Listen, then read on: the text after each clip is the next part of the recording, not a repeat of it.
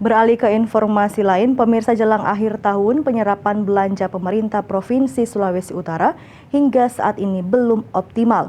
Meski demikian, Wakil Gubernur Sulut Stephen Kando optimis realisasi dapat mencapai target 95% melalui peningkatan monitoring. Wakil Gubernur Sulawesi Utara Stephen Kando memimpin rapat evaluasi dan pengawasan realisasi APBD dan APBN tahun anggaran 2021 yang berlangsung di kantor Gubernur Sulawesi Utara Jumat lalu.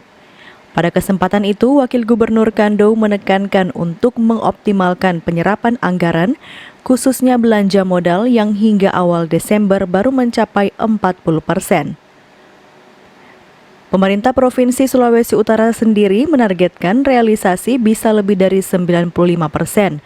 Untuk mencapai angka tersebut, langkah konkret diambil pemerintah melalui DES yang diketahui Sekprov, BKAD Provinsi Sulut, Biro Pembangunan, dan Inspektorat dengan monitoring yang dilakukan jam per jam terkait realisasi belanja.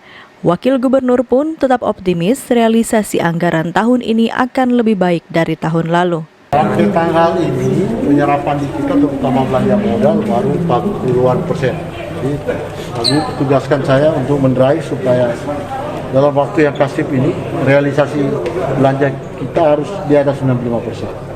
Hanya langkah konkretnya apa? Dibikin task force, DES, diketahui Pak Sekprov, Badan Pengelola Keuangan, Biro Pembangunan, dan Inspektorat supaya memonitor bukan day by day, jam dengan jam tentang realisasi belanja kita.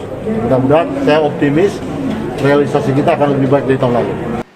Untuk diketahui realisasi penyerapan anggaran di tahun 2020, Pemprov Sulut berada di angka 66,68%. Paul Bawole melaporkan untuk Kawanua TV.